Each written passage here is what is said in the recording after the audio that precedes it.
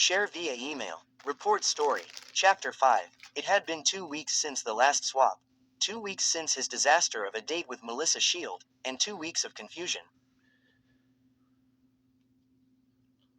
He couldn't get in contact with Ochako, and he was beginning to get worried. Was it something he'd done? Thus, Izuku made a decision. He was going to go see Ochako in person. If he couldn't see her through their body-swapping phenomenon, then he'd just have to take steps to see her in person. Now, the thing was, seeing Ochako in person was much easier said than done. First off, he'd have to figure out a day where he could get away without really being missed.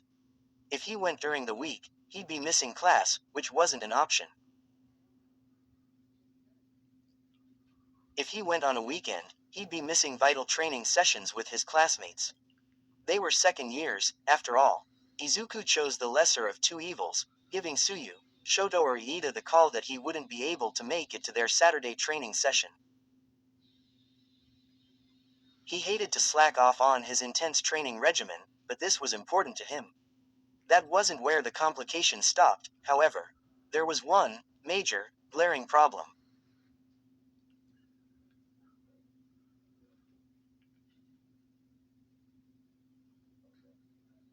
He had no idea where he had to go. It didn't help that he'd completely forgotten the name of the town, and of looking at maps of rural Japan hadn't jogged his memory.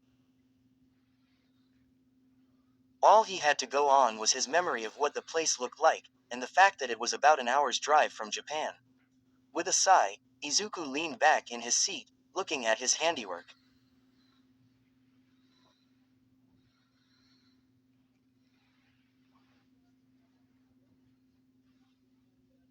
It was as best of a representation of the town that Izuku could manage with his limited artistic ability. He liked to think that it was a pretty decent drawing, and if anyone had experience with the town, they could recognize it from his drawing. The paper next to it was much more technical, and more for Izuku's reference than anything else. Using research of location and range of cell phone towers and satellite paths, Izuku was able to triangulate the general area that the town was located.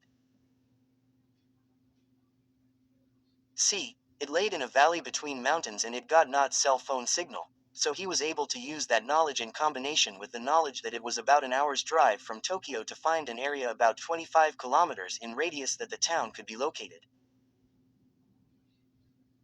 So here's the plan, Izuku muttered. I catch the 8 o'clock train tomorrow morning that goes to the north edge of Tokyo, and then I ride the bus systems and ask for guidance from shopkeepers. Simple. It wasn't really that simple. The expedition could go one of two ways.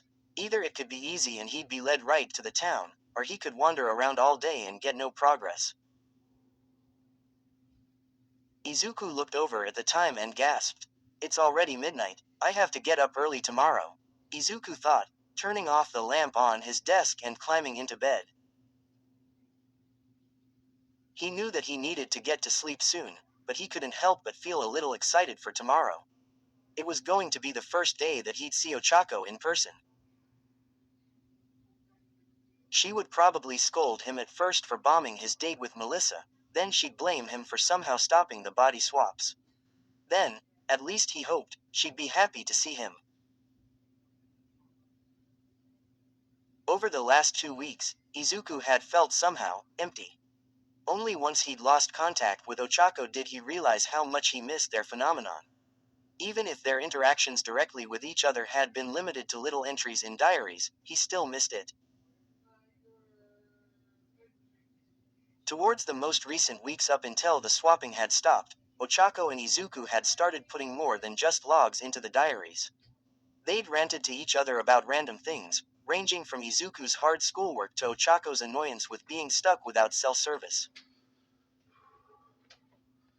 They'd talked each other out of low spots, and told each other about their days they'd had inside their own bodies. Promoted stories. You'll also like, not all heroes wear capes. Some just have 8.42.3k 1.4 kilo. Everybody. This is a suicidal, depressed Deku book with Dadmic. Will their bond grow? Will Mike fuck up? Will Izuku try to kill himself?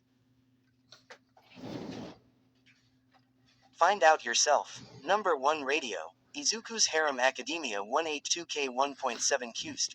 Read. Convicted Hearts 3260 like my other story but ILI longer.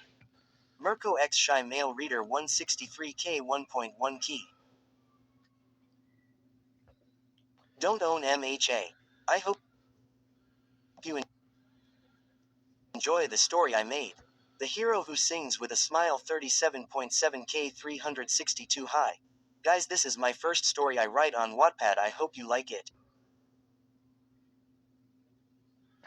Son of All for 1768K 12.6K. This is a fanfic of Extremely OP Izuku. I do not own BNHA. Zero Deku Onishots 31.1K 790. Because of circumstances, this book won't be continued unfortunately. Feel free to check out my other stuff. Thank you for understanding. Ochako, to Izuku, had been one of the people he'd been most comfortable talking to. Maybe it was because he didn't have to talk to her directly, but somehow he doubted that.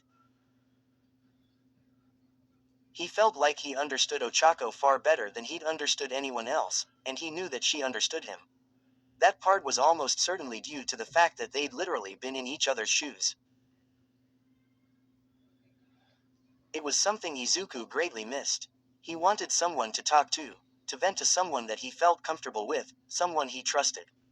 The more Izuku thought about it, the more it felt like he thought of Ochako as a girlfriend. Izuku squeaked out loud, face lighting up like a lamp. That's not it, right? Izuku thought. They couldn't be dating if they'd never even asked each other out, nor had they met in person.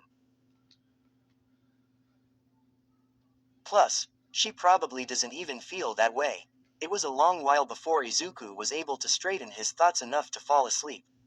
Izuku went on his normal morning run, though he could feel extra energy running through his limbs. He couldn't shake the feeling of excitement. He got back at about 7:30 and took a shower, before putting on some clothes. He decided that casual clothes would suffice. It wasn't like he was going on a date or anything. He was just going to go see a friend. That just happened to be a friend that he'd swapped bodies with on numerous occasions. Izuku walked down to the station. Luckily it wasn't far from UA. The entire way there he went over his game plan in his head. What was he going to say to Ochako? Would she be excited to see him? Izuku made it to the station in record time.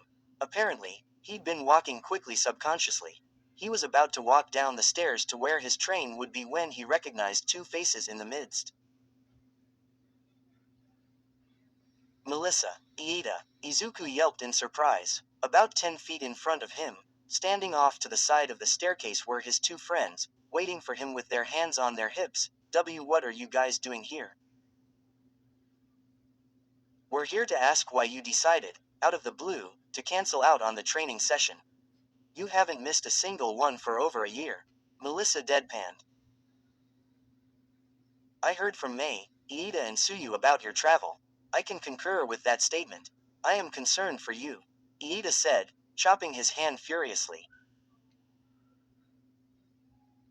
Izuku wasn't expecting his friends to confront him like this, so he didn't have an explanation to cover for him, so he just sighed and decided to tell the truth.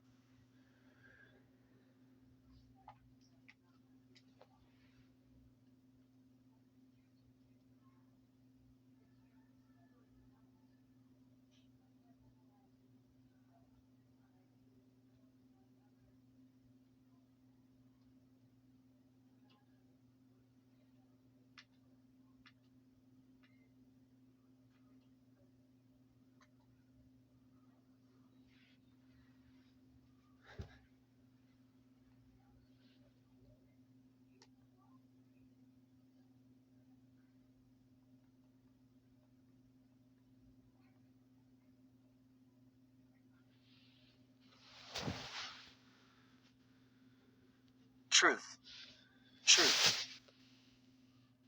I'm going to go see a friend out in the countryside, Izuku said.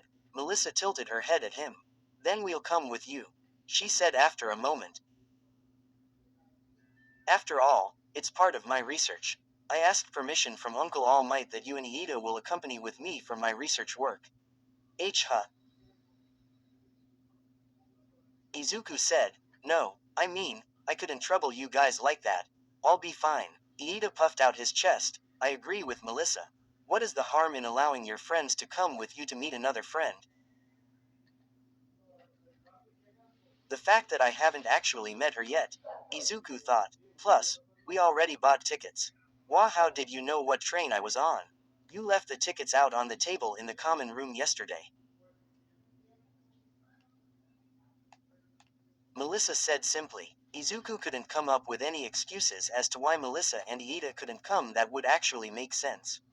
He couldn't really tell them, hey, I've been randomly swapping bodies with this girl for like a month up until 2 weeks ago and now I'm going to go see her in person. He was sure that wouldn't go over well. Fine. Izuku sighed, waving for Melissa and Iida to follow him down the stairs. So what you mean to say is that you have nothing to go on other than a drawing and a general area to search in.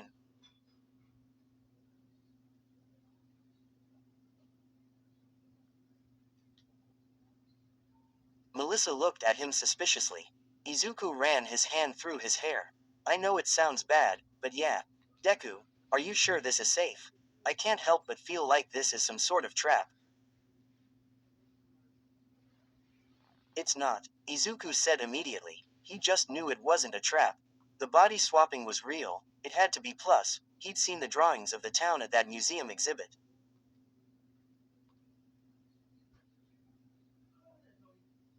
How can you be? I'm sure. Izuku cut him off. Iida just gave him a concerned look before looking away in defeat. They arrived at the train station at the edge of Tokyo after a little while. Izuku could tell that Melissa and Iida had their reservations about the entire situation, but they played along. The search started off simple. Walk down the various trails that said they led to outposts and then ask around if anyone recognized the town that he had drawn. He also provided a verbal description just in case someone couldn't tell based off of his drawing. To Izuku's relief, Melissa and Iida didn't question why he only knew what it looked like. In fact, they didn't even question anything after the initial encounter. Nothing about why he's going into the middle of nowhere, searching for someone he refused to name. To Izuku's dismay, he was getting nowhere. Not a single clue of where he should go next. Not a single shopkeep knew anything about where the town was. Some said that they recognized his drawing, but had no actual idea where it was. The bus driver had no clue. The convenience store had no idea. The waitress had no idea at lunch. Iida and Melissa insisted that they go to the little mall that was just outside Tokyo. The entire time that Izuku had been networking, Melissa and Iida had been excitedly going around to different parts of the mall and having fun. Melissa had even completely geeked out about a panda that they had on exhibit. Izuku was starting to lose hope. He couldn't find anything, and it was starting to get late. They'd been at it for over 7 hours now. They were now on a bus that was headed towards the last shop Izuku had on his list. It was a small little cafe in the middle of nowhere. If we can't find anything here, I think it's time we call it a day, Melissa said. Izuku sighed and nodded. As much as I'd like to find her, it's getting late, Izuku said. He was met with silence. Izuku turned his head to the other two to see them looking at him in shock. You never told us it was a girl, Iida said extraordinarily loud, drawing the eyes of everyone on the bus. Izuku's face lit up like a Christmas tree. Were you coming here for a date, Midoriya-kun? And no, she's just a friend, I swear, Izuku said, waving his hands in front of him. He knew he looked like a strawberry. Melissa just snorted. That snort turned into a laugh, and the laugh into nearly rolling off of her seat. I'm sorry, she said between laughs. I just get why you were so set on wanting to find her. She was your date, she said. Izuku didn't know if his face could get any more red. ISS Sui. Izuku was saved by the sound of the bus screeching to a stop. Izuku shot up out of the seat and bolted it, getting away from the conversation as fast as possible. Hoping his face was cooled down at least a little bit, Izuku walked up to the door to the cafe and opened it. Waiting behind a counter, cleaning it off with a rag, was an old man, presumably the person that owned the establishment. "How can I help you, young man?" he asked. "Just three of us," Izuku said. He could barely keep his voice from wavering. He still wasn't recovered from his embarrassment. "Right here then," he said cheerfully, gesturing to an empty table. There weren't many other people there to eat, so many tables were free. Izuku thanked him and sat down at the table, and not long after, Melissa and Iida came in and sat at the table as well. Luckily, Melissa and Iida seemed to have made the decision to drop the teasing in favor of more normal conversation, much to Izuku's relief. He wasn't sure if he could take any more embarrassment. Izuku decided what he was going to eat and set his menu down. "I feel like I recognize you all." The old man had come up to their table, a piece of paper out to take their orders. "Anyways, what could I get for you?" Izuku ordered a simple dinner plate, as did Iida. Melissa ordered a salad with a pomelo juice. The old man nodded before moving to leave. Halfway through his turn, he stopped and looked back at the three of them, a huge smile on his face. "Now I know where I recognized you. You're all from UA, aren't you?" They asked. Izuku nervously scratched the back of his neck. Getting recognized in public was becoming more and more common, especially after the second year's sports festival. "Well, they are," Melissa said simply. "May I ask what you all are doing all the way out here? This little cafe is quite a ways away from the school." The man asked, waving his coffee pot in a circle excitedly. Iida gestured to Izuku. "He could tell you a lot, I'm sure. We are mostly here for the ride." Yeah," Izuku said, reaching into his bag and starting to remove the drawing he'd made. "I have this friend, and she." "Oh, is that Itamori?" As soon as the man said the name, Izuku knew it was right. The name of the town that he'd completely forgotten was Itamori. "That's it, I forgot the name of the town, but that's it. Itamori. Do you recognize it?" "Recognize it?" The man snorted out a laugh. "I grew up there." Izuku was elated. Everything throughout the day wasn't for naught. He'd found a lead. "Can you take us there? I have this friend." Izuku trailed off when he looked at the man's face, as well as Melissa and Ida's. Their faces had gone from a happy smile to a more somber frown. "What's wrong?" Iida cleared his throat. "Midoriya-kun, I think you may have the wrong name of the town." Izuku shook his head violently. "It was Itamori, I'm sure of it." He knew it was Itamori. The second he'd heard the name, it was like his soul resonated. "Deku," Melissa picked up. "Itamori was." "Yeah, sure, I can take you there." The old man said softly. He had a concerned look on his face, and he wasn't smiling anymore. Izuku looked back and forth between the old man and his friend's somber expressions.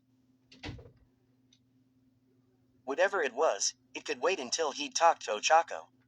The car ride in the old man's truck was unbearably silent. Nobody talked for the entire 40-minute car ride there. Not a single word, and everyone wore a sad face. Izuku was genuinely confused. "We're here," the man said, stopping the car on the side of the road. Izuku could see that it ended a few meters up. That must be the edge of the canyon that Itamori lies in. Izuku recognized the landscape as well. Izuku opened the door and ran towards the ledge. What he saw was not Itamori. It was what remained. Itamori usually laid in a single crater, the entire town circling a little lake. What he saw in front of him was not one crater, but rather, two large craters that overlapped on the edges. What the entire north side of where the town used to be was now filled with water, the land blasted away by whatever had made the crater. The south side of the crater wasn't in much better shape either. The buildings were destroyed and in pieces, only the concrete remains visible. The only standing buildings were on one tiny little corner of the crater, though they looked overgrown as if they hadn't been touched for years. What happened? Izuku breathed, looking at the destruction laid bare before him. I thought you'd know, based off of how much hero news you watched.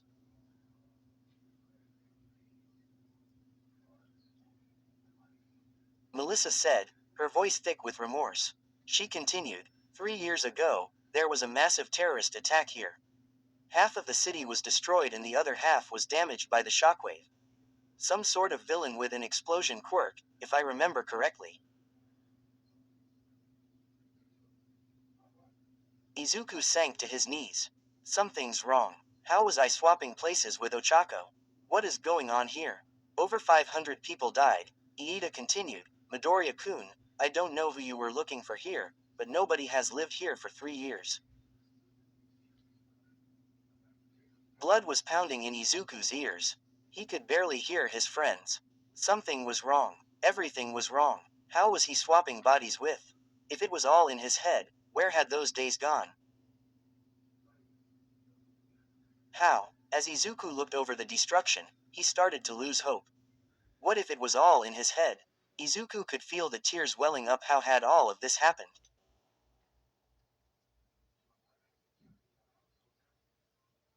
Then, a thought. One, final, desperate thought. What if she is still alive? Izuku jumped up, spinning around to look at the old man. Is there some sort of archive? Some way I can read about the town? I have a theory I need to check. Well, there is a memorial not too far away. It was built after the disaster and it has all of the information in it that could be gathered about the town. He said, Where? Can you take us? Izuku's voice was frantic and pained. This was the last thing he had left. The old man simply nodded sadly, gesturing to the car.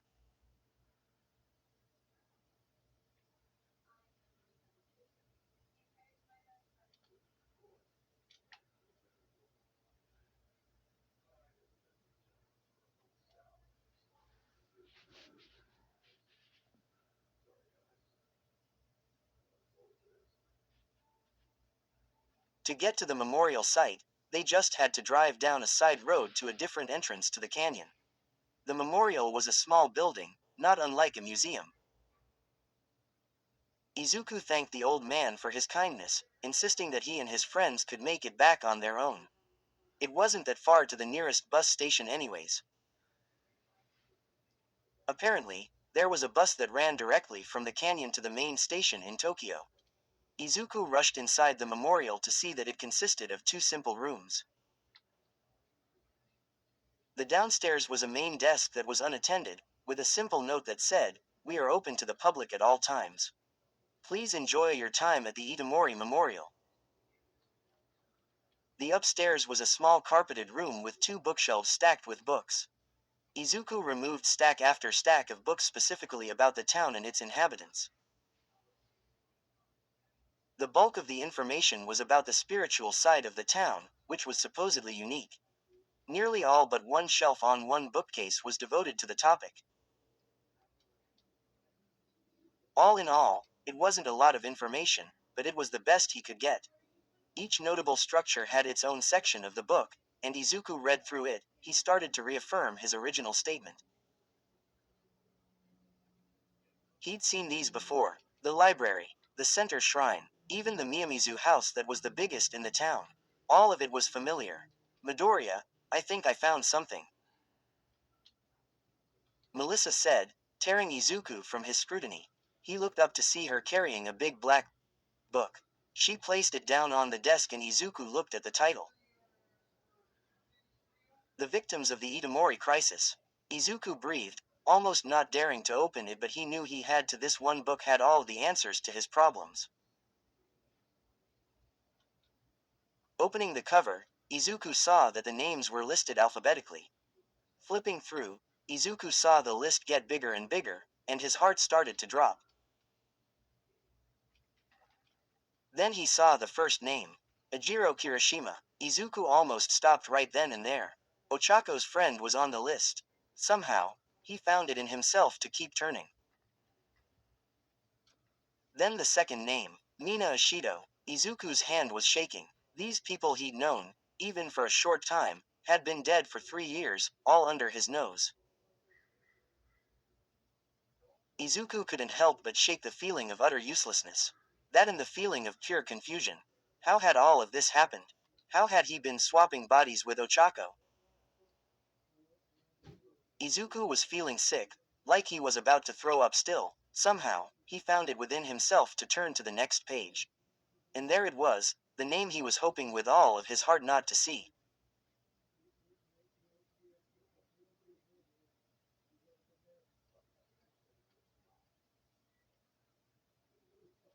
Ochako Uraraka, Chapter 6. Melissa needed a break. They'd been at it for a couple hours now, looking through book after book in search of that one name Izuku was raving over. Ochako Uraraka, whoever it was, whatever the name meant, it carried a lot weight.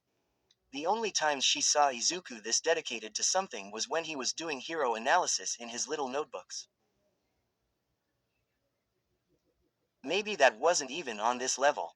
Melissa got a drink from the vending machine, needing to cool down. She was getting tired, and if the book searching was going to be going on for any longer, she'd need an extra boost to help her through the night. Looking at the options, she decided on a green tea. The vending machine dispensed the drink and Melissa took a seat on the other side of the room on a bench, cracking open the lid and sipping the drink. After a few minutes, she heard the steps creaking, and a moment later, Iida popped out from around the corner. Is he still looking? Melissa asked. Iida just silently nodded, making his way down the stairs. He went over to the vending machine and got a drink. It was a large energy drink, the kind that was unhealthy and packed full of caffeine. Iida silently walked over and took a seat next to Melissa. They sat in silence for a few moments, not knowing what to say. I'm worried about him, Melissa finally said, sighing. Iida nodded solemnly in agreement.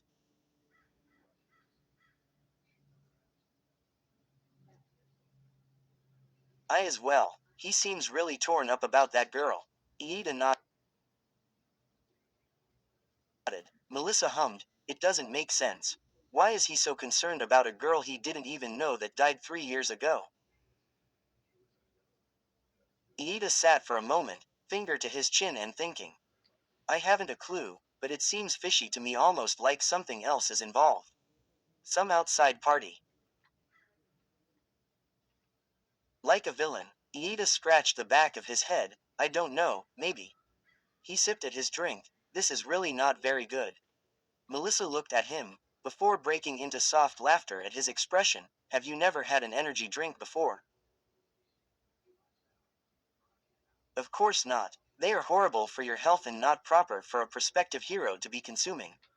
Iida slouched. The only reason I got it was so that I would have the energy to assist Midoriya-kun with his research. Melissa sighed. What is he even looking for anyways? Izuku was looking for a sign. Something, anything, to latch onto. A report of missing people not found at the crime scene was his first thought, but that hope had been grimly shattered by the notion of how anyone within a 3-mile radius had been incinerated the instant of the attack. The villain's name was Entropy.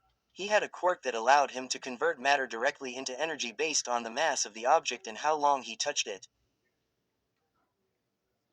Touching an object for long enough would prime the object, and the villain could choose how long until the quirk actually activated. When the quirk activated, the object would detonate. The larger the object, the larger the explosion. He only knew this because the villain was apprehended 2 years ago, when he was beaten in a head-to-head with All Might. 2 years after when he'd left Itamori to be engulfed in an explosion. His motive, he felt like it. Izuku was seething with rage. The fact that someone would destroy an entire town on a whim, taking their lives, just because he felt like it. That was worse than Overhaul's twisted idea of cleansing. Worse than Shigaraki's drive to end hero society as a whole. Izuku slammed the book shut. There had to be something else, some kind of sign that Ochako was still alive. What other explanation could there be for them switching bodies? What's up with their time difference? Why was Ochako's name in the Book of the Dead? Hours passed, and Izuku was starting to lose hope. All he could find was articles about the history of the town. Hardly any mention of the survivors. Apparently only 13 people had escaped with their lives. Thoughts started to weave his way through his tired mind. It was already 1 in the morning, and he was tired, but he couldn't help but think, what if it all was in my head? The more he thought about it, the more it made sense. What would logically describe body swapping? It only happened when he was sleeping, so it would be his dreams. Extraordinarily vivid dreams. The more Izuku read about Itamori's attack, the more familiar it was. Now, after the fact, he remembered reading and studying those news reports. It had been in the middle of his middle school career, when he'd been at his peak of hero nerdiness. Izuku slammed the final book closed at 3 in the morning, giving up. There was only one explanation left. His mind had been making everything up for him, supplementing it all with information from the news reports. He made his way to where Melissa and Iida had already set up sleeping bags, laying down on the floor between rows of shelves. They'd turned in hours ago, leaving Izuku to finish the hunt. Izuku crawled into his sleeping bag, a feeling of overwhelming sadness and despair settling on his shoulders. Everything had been for naught. The girl he didn't want to think about that part. She was all a part of his imagination after all. As Izuku laid down on the cold, hard floor, an idea came to mind. One ray of hope, eyes snapping open, Izuku stood up and got out of his sleeping bag. He needed to see. Melissa opened her eyes groggily to the feeling of someone shaking her shoulder. She rubbed the corner of her eyes. Sitting up, it was Iida, a look of concern plastered on his face. He was holding something. Deku left this. Melissa picked up the note and read it over, clearing the sleep from her eyes. Melissa and Iida-kun, I am writing this to let you know that I won't be there when you wake up tomorrow. I had one more thing I needed to test tonight, one last thing to do. I couldn't not do it. My head wouldn't let me. Please don't worry about me, I'll be fine. I have a quirk license for a reason. You guys can head back without me. I'll end up back there sometime later today or tomorrow, I promise. Izuku Midoriya. Melissa read it over twice, just checking to make sure what she was reading was correct. Izuku had decided to leave, in the middle of the night, to go to some unknown place to test something that she had no idea what implications it might have.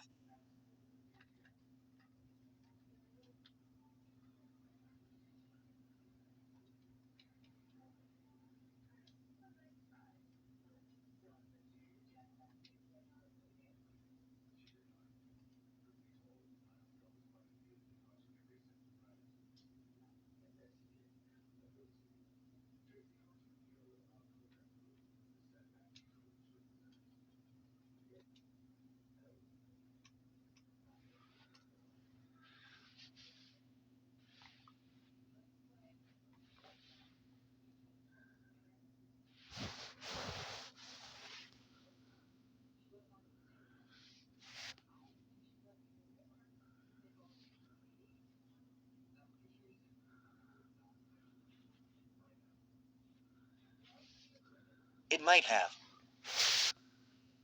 Should we go after him? By all logical reason, Melissa should have said yes. They should go after Midoriya and see what's actually wrong, instead of some incoherent mumblings. Something was obviously wrong, and Melissa was concerned. But that's not what came out of her mouth. I trust him. He'll be okay. Let's catch the bus back, she said. It was rainy in the middle of the night, but that wasn't going to stop Izuku. He had something he needed to do, one last thing he needed to test. One last place that could either confirm or deny his suspicions. As Izuku ran on one for all empowered legs, he ran over his plan once more. He was going to go to the canyon that Ochako's mother was laid to rest in. Everything else from his dreams could be explained off as his brain coming up with random fodder to fill the space, but not that. If Ochako's signatures and engravings were there, especially the one he had made himself, that meant it was all real. Looking back over news footage of the villain showed that the crater wasn't even mentioned in the slightest by any media coverage. It was on the opposite side of the valley as where the explosion had happened, and there was no signs of damage based on satellite imaging. If the markings were there, hell, even if the coffin was there, that meant everything had been real. The body swapping, the feelings, all of it. Where he'd go from there, he didn't know, but at least that would give him some peace of mind. Whatever had been happening with the time difference and the villain attack could be figured out later. The cold rain stuck against Izuku's skin, but he kept running.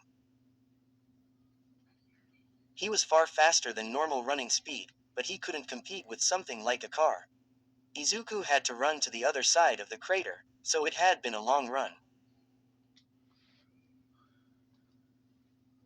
Izuku darted between trees, following the path that he'd taken in that last day in Ochako's body. The entire thing felt familiar, and he recognized the scenery, even if it was older and overgrown. He ran up the slope, getting a feeling of hope in his chest. He knew this trail. Izuku was out of breath when he reached the peak of the hike. The rain had long since stopped, and it was early morning. Iida and Melissa would probably be up and reading his note soon. He hoped they didn't try to go after him. Taking a deep breath, Izuku walked up the last of the slope that led to the lip of the crater.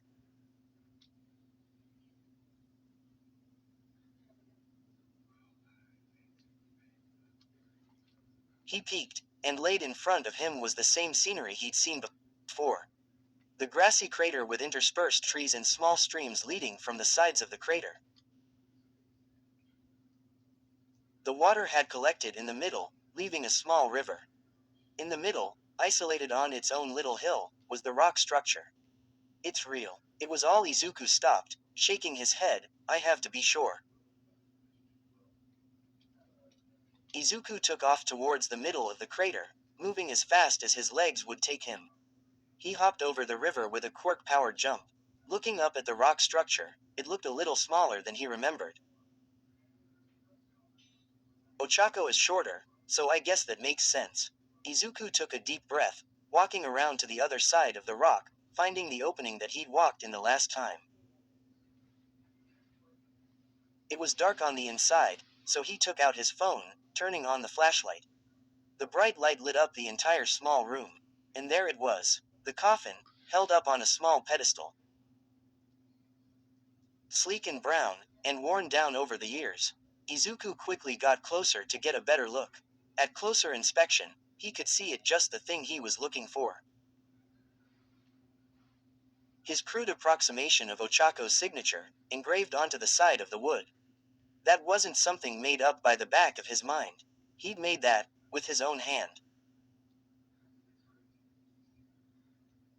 Izuku leaned back, staring at the ceiling of the cave. It had been all real. Everything was real. He'd been swapping bodies with a girl from 3 years in the past.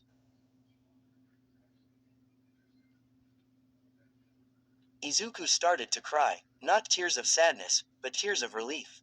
Those memories hadn't been fake. Ochako had been real, and she was the person he knew, deep down, on a personal level. The tears quickly turned to tears of sadness.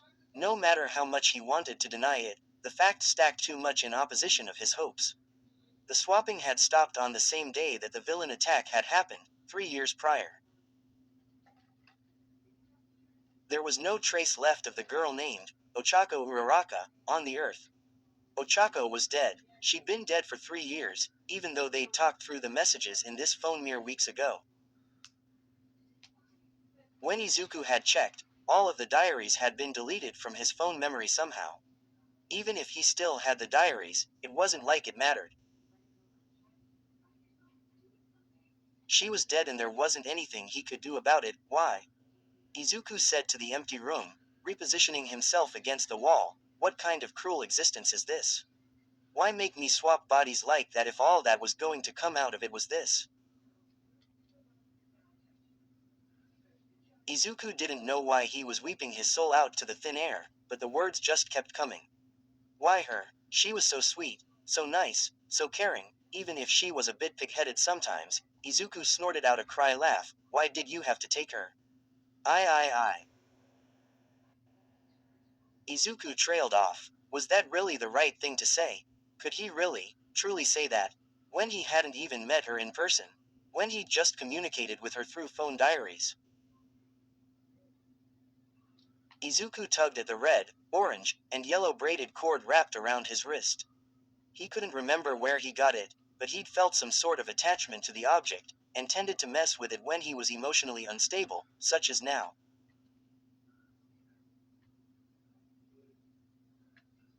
As Izuku thought about it, the less it made sense. Yet, that was the nature of the herd, wasn't it? It defied reason. I loved her, didn't I? Izuku whispered, the words echoing around the room.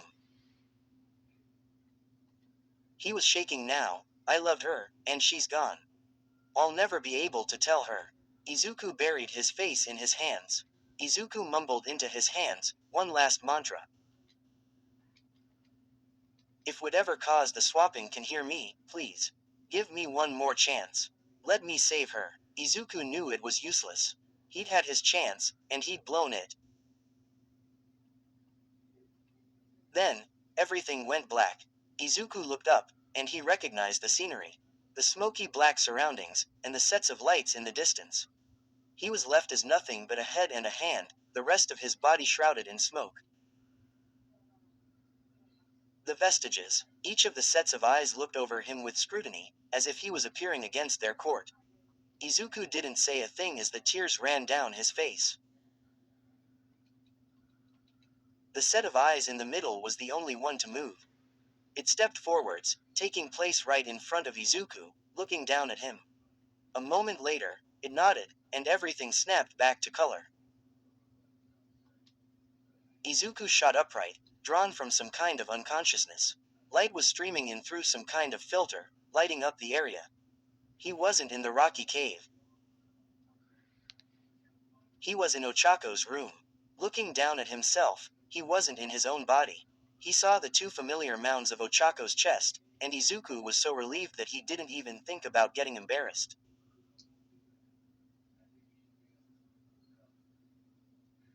Sinking to his knees, Izuku let out a few tears of joy. He had one more shot. One more try to save not only Ochako, but the entire town. A villain attack? Are you serious? Mina practically yelled. Izuku quickly shushed her, gesturing to the fact that there were people outside of the room. Yes, tonight. I can't exactly explain why I know it's going to happen, but it's going to happen. Izuku emphasized. Mina was looking at him in disbelief, while Kirishima had a studious look on his face. Mina slumped back, rubbing at her curly hair. Itamori hasn't had any villains attack since the rise of quirks. Mina mumbled, I can't help but doubt that it's just going to happen tonight. Especially since you can't give us a real explanation. Mina, tone it down, she's just trying to help. Kirishima interrupted, giving Izuku a polite nod. Izuku breathed out, look, please, you have to believe me. If you've never believed me on anything else, then just believe me on this. He pleaded. This was his one shot, he wasn't going to mess it up. I'm going to try to stop him anyways, so you guys can either help me or not. Whoa, wait there, Uraraka. What kind of villain are we talking about?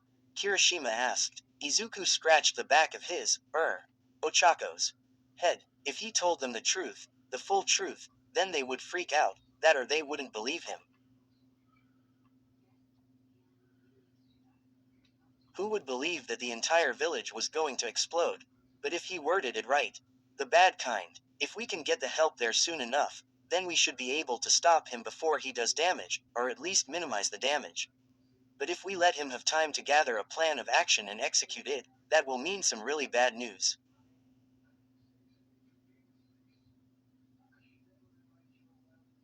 Izuku said in one quick breath. Kirishima and Mina looked to each other. How would we stop this hypothetical villain? Mina was at least buying in a little bit. Well, first we would need to track him down and isolate him. Get him separated from civilians, then we need to work together to play around his quirk and...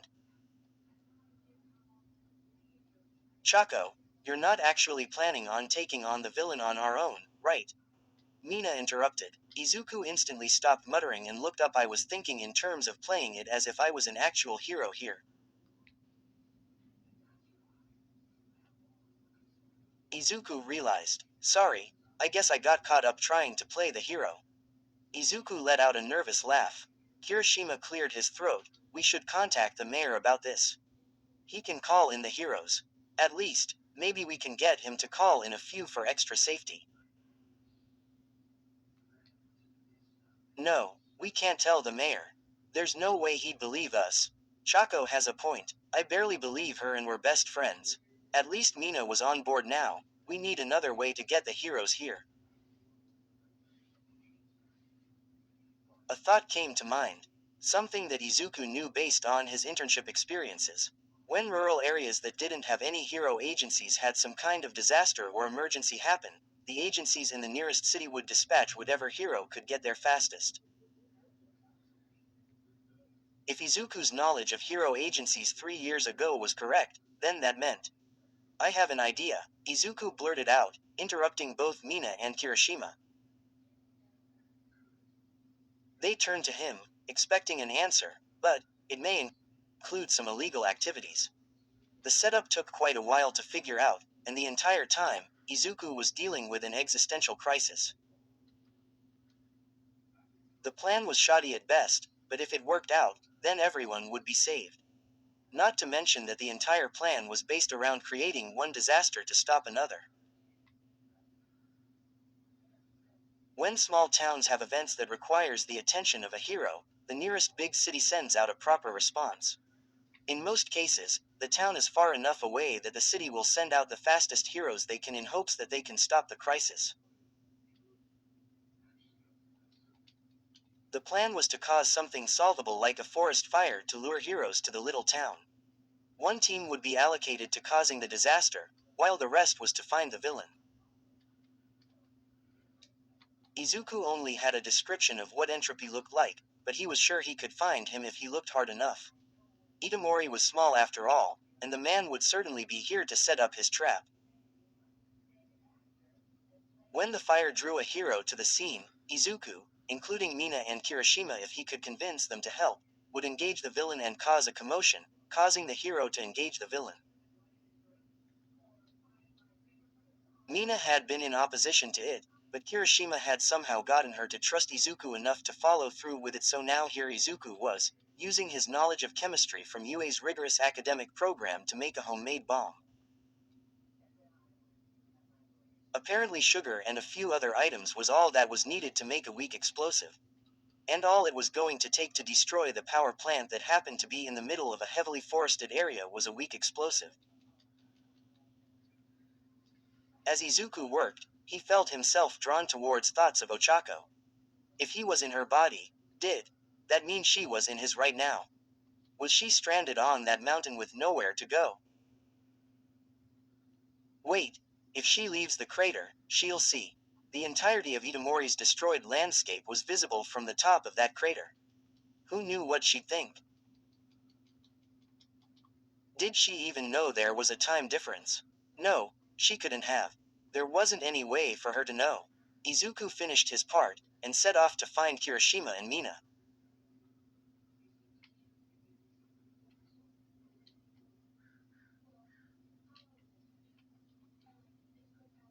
There was one more thing he needed to do before they put his plan into action. He needed to see. Something weird was going on with One for All, and he suspected it was the cause of the entire body swapping situation. Only people that had held One for All could see or interact with the vestiges. Then, did that mean he could interact with the vestiges while in Ochako's body?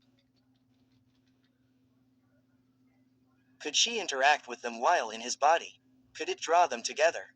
Izuku spotted Kirishima's telltale spiky red hair over a crowd. He stuffed the makeshift explosive into his coat pocket and ran up ahead to get his attention. He tapped the boy on the shoulder. "Oh, hey Uraraka, I haven't found the guy you described yet, sorry," he said, scratching at the back of his head. "That's fine, keep looking." Izuku looked up at the sun. They were running out of time. "Look, there's something I need to do. If I'm not back by 3, then I need you to take this up to the power plant and start the operation." He took the package and shoved it into Kirishima's hand. He started to walk away. "Uraraka, wait," he shouted. Izuku turned to look over his shoulder. Kirishima gave him a big smile. "Good luck." Izuku smiled back. "You too. Let's be the heroes today." Izuku ran up the path that led to the canyon as fast as Ochako's legs would take him. This would be his third time up the path, so it was more familiar now than even the second time. Trying to coax One for All into working for him was probably not going to work. The quirk seemed to work of its own volition, picking and choosing when to involve the vestiges. Izuku knew that, yet he couldn't stop himself from hoping that it could work. He reached the peak of the path, already low on breath. It took significantly more work to cover the same distance without the use of his own quirk. He clambered onto the ridge and looked down into the small valley. The rock was there, just as he'd remembered. Ochako woke up with a start, sitting up. Something slammed into her forehead hard, causing her head to reel. She reached up to clutch the throbbing part of her skull, looking around. All she saw on all sides was black and a small source of light pointing against the ground. "Where am I?" she thought. One moment she was inspecting that suspicious object in the tent, and the next, everything had gone white. Now, she was here. With a groan, she reached over and grabbed for the light source, only to see that it was a smartphone with the flashlight on, facing the ground. Picking up the phone shined the light around the room, and she recognized it immediately. She was in the cave where her mother had been laid to rest. She saw the coffin just a few feet away.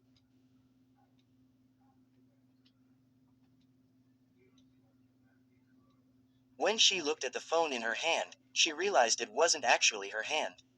The scars that lined the arms only belonged to one person. Reaching up to her head confirmed it.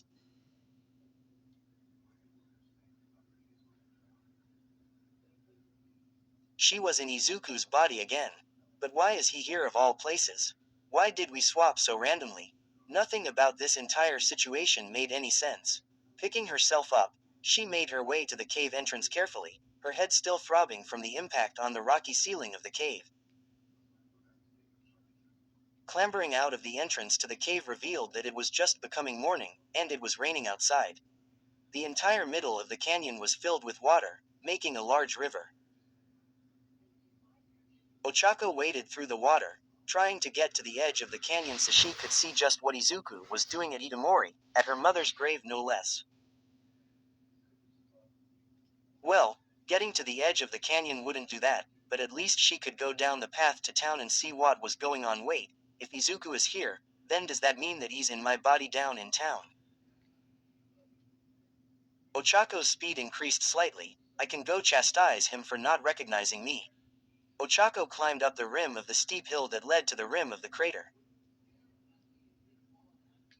As soon as she got to the top, her heart dropped to the floor.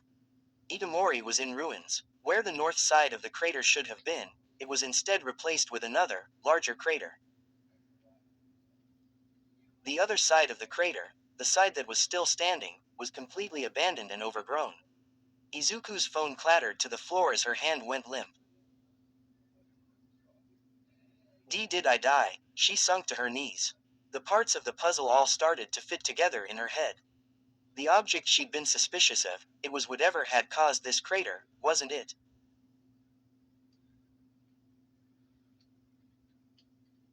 This Itomori had been abandoned for years, not recently. Ochako leaned over, feeling sick. The reason Izuku hadn't recognized her, that wasn't her Izuku, was it? It was him from years ago, from before Itamori had been destroyed by a villain attack. The reason Izuku was here, he came to visit her, and she'd been dead.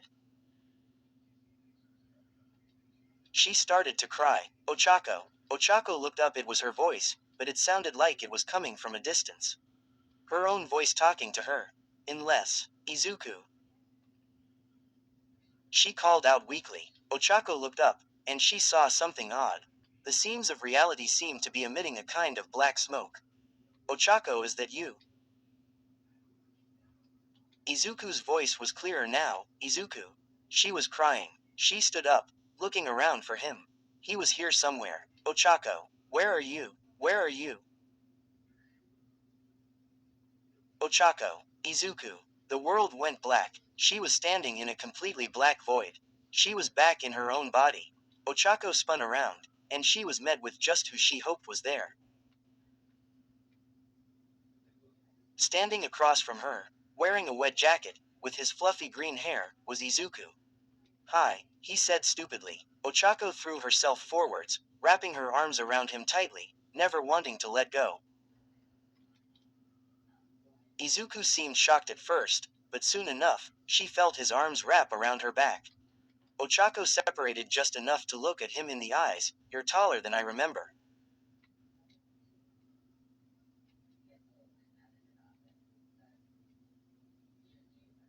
Izuku just looked at her for a moment, before breaking out into hard laughter. The laughing infected Ochako, and they both started to reel at the horribly awkward comment. Of all the things to say, Izuku got our between laughs. That's what you say. You were in my body. Well, it's kind of hard to get a scope of how tall you are in your own body, to be fair. She said grumpily. She looked up at him. What happened? Izuku's expression darkened. The swapping stopped. A month or so passed, and I couldn't take it, so I came to visit you. He started. Ochako thought she knew where this was going. Izuku continued. I came to the town and... Ochako, there was a villain attack 3 years ago. Almost everyone died. His voice got softer, including you. Izuku, what year is it for you? 2352. He said softly. Ochako nodded. It's 2349. We're 3 years apart, Ochako said softly. They just sat there for a moment, reveling in each other's embrace. Neither wanted to let go after what felt like an eternity. Izuku cleared his throat. Ochako, I don't have time to explain, but I need you to trust me. My quirk has a secret side to it that I haven't ever told anyone. The thing is, it's given me a chance to try to save you. To save everyone. He paused, but my time is up. I have to give it off to you. I need you to save everyone. Ochako looked up at him. What do you need me to do? Izuku gave the rundown of the plan.